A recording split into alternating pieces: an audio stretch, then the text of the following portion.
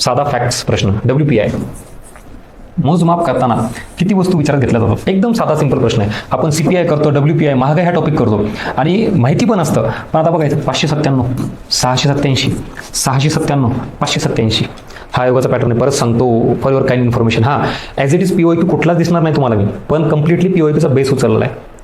मला वाटतं ते घनतावर का कुठेतरी असा प्रश्न तुमचा सेम टाकलेले आहेत तुम्हाला तिथं ऑप्शन फारच क्लोज कितीतरी प्रश्न घेतलेले आहेत. परत यूट्यूबला हा पॅटर्न मी टाकला आहे.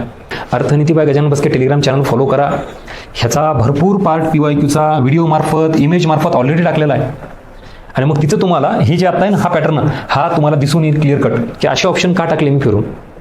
ठीक आहे. सो हे 97 असेल, 87 हां बरोबर. ह्याच्यावर आलं रंगराजन समिती, तेंडुलकर समिती, त्याच्याबाबतची जी आकडेवारी आहे ना तशी इथं प्रश्न टाकलेले आहेत.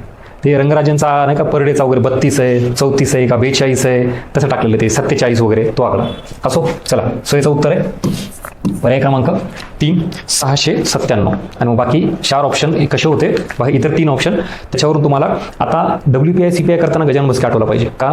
कारण वाचताना थांबा 697 पण तिथं आयोग 597 करू शकतं. पण अजून एक उदाहरण देतो, लांब कशाला. आत्ता रिसेंट झाली परीक्षा, बँकांचं राष्ट्रीयकरण ह्याच्यावर प्रश्न आला. हे तरी माहिती का नाही? मागची POIQ सोडा, आत्ताची POIQ. बँकांचं राष्ट्रीयकरण कधी झालं रे? 1969. आता आयोगाने काय वाक्य टाकलं होतं?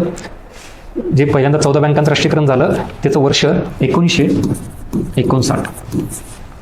म्हणून सर हो चुकीचं हे माहिती आहे ना, इथं नको सांगू. त्या एका तासात त्या प्रेशरमध्ये त्या एक्झाम हॉलमध्ये तुम्हाला कळणार आहे का 69 आहे का 59 आहे का 79 आहे? हां, आणि हे हे हे माझे नाहीत, हे ऑप्शनवर आयोगाचे आहेत. विचार करा, आयोगाने दुसरं पण ऑप्शन टाकू शकले असतं ना, 1972, 84 किंवा 1981. कारण ते क्लिअर कळतं की यार हे नाही आहे. पण आयोगाने काय केलं, 1969लाच क्लिअर असलेलं 1959 हा ऑप्शन टाकला. हे एवढ्या लेवलला जाऊन आपण ते ॲनालिसिस केलेलं आहे आणि तुमच्यासमोर रिप्रेझेंट केलेलं आहे.